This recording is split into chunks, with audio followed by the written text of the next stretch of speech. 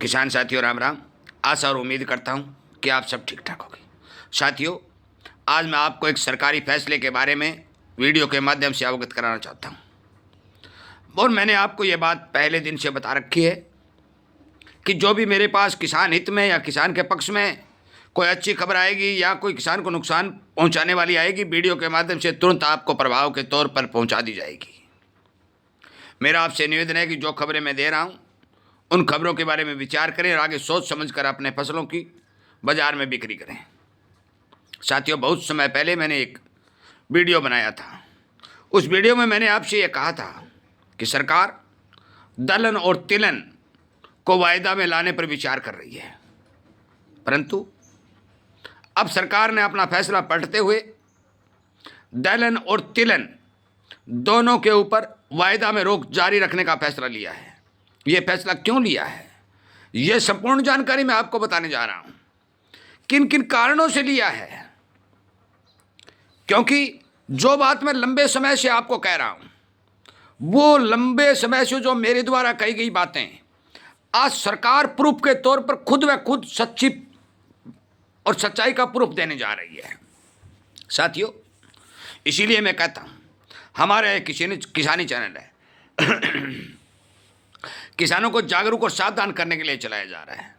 इसीलिए कहा जाता है कि आप कृपया करके हमारे इस चैनल को सब्सक्राइब करिए, इसके साथ जुड़िए, विचार विमर्श करिए और किसानों को जगाने का प्रयास करिए, शेयर करके उन्हें तक वीडियो पहुंचाइए।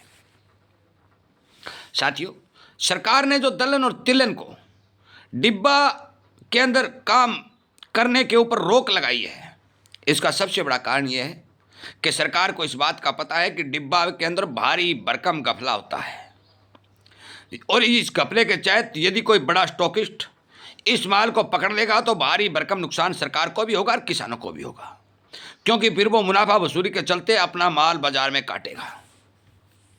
दूसरी बात, पहले भी मेरे पास जो रिपोर्टें आ रही है मैंने काफ़ी वीडियो में पढ़ के सुनाई है। सरकार के पास तमाम मौसम की एजेंसियों ने, देश के विशेषज्ञों ने यह रिपोर्ट पहुंचा दी है कि अब की बार 2026 के अंदर एल नीनो का खतरा बन चुका है। बरसातें कम होने की बात दिखाई दे रही है और दलहन और तिलहन का उत्पादन संपूर्ण रूप से प्रभावित होता हुआ दिखाई दे रहा है।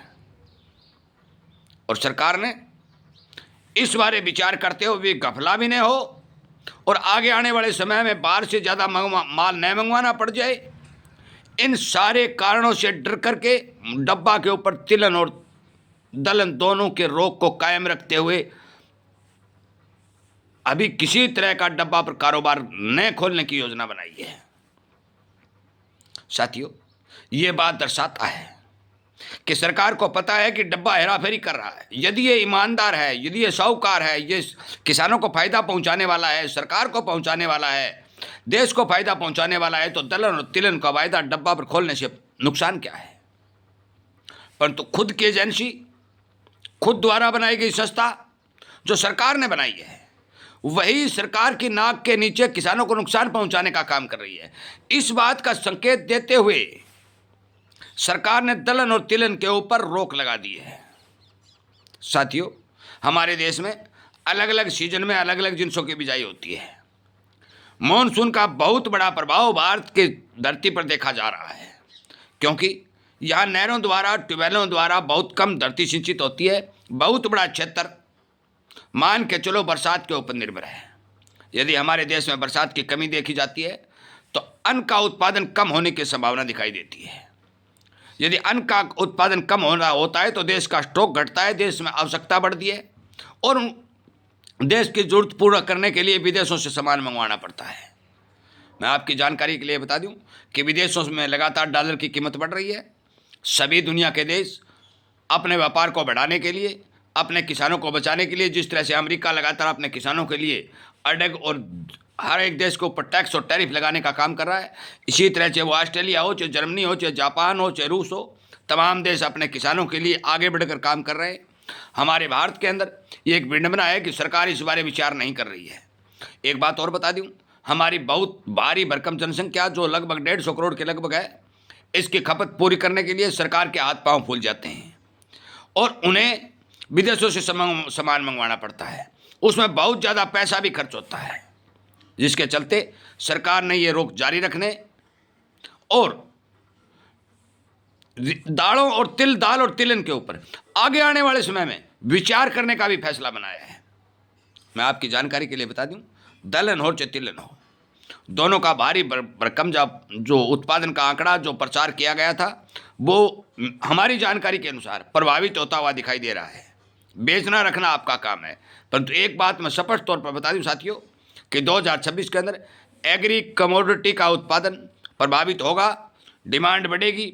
भाव में नहीं कह सकता कितने जाएगा, क्योंकि भाव और भावी का एक सिस्टम अलग है। पूरी दुनिया का बाजार आपस में जुड़ चुका है। क्या पता दुनिया के किस हिस्से में कितना उत्पादन बन जाए और क्या पता दुनिया के किस हिस्से के अंदर से डिमांड निकल के आ जाए। यदि डिमांड निकल के आ जाती है तो भारी भरकम आसमान पर भाव छूने लगते हैं। जिस तरह से जीरा 64,000 चला गया था, लहसुन 35,000 चला गया था, ये चीज़ें देखने को मिलती हैं। यदि भारी भरकम उत्पादन और बिना ड्यूटी के कोई भी देश अपना माल बेचना शुरू कर दे तो बाजार निम्न और नीचे स्तर पर आता हुआ दिखाई देता है। इसलिए संपूर्ण रूप से भाव की गारंटी नहीं दी जा सकती, परंतु ये बात क्लियर और साफ सिद्ध हो चुकी है कि सरकार ने जो रोक लगाई है, सरकार के पास जो मौसम से आंकड़े भेजे हैं वो संपूर्ण रूप से सच्चे हैं, सही है।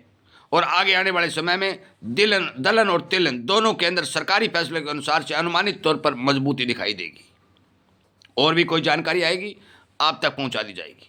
मेरा आपसे विनम्र निवेदन है कि आप हमारे द्वारा बनाई गई वीडियो को शेयर करें, किसानों को जगाएं, किसानों को समझाएं और इन बातों की जानकारी किसानों तक पहुंचाएं, ताकि किसान को हर बात जो बाजार की है, जिस चीज़ की वो खेती कर रहा है, जिस चीज़ का उत्पादन वो कर रहा है, उसकी जानकारी उस तक मिलती रहे। आपका बहुत बहुत धन्यवाद।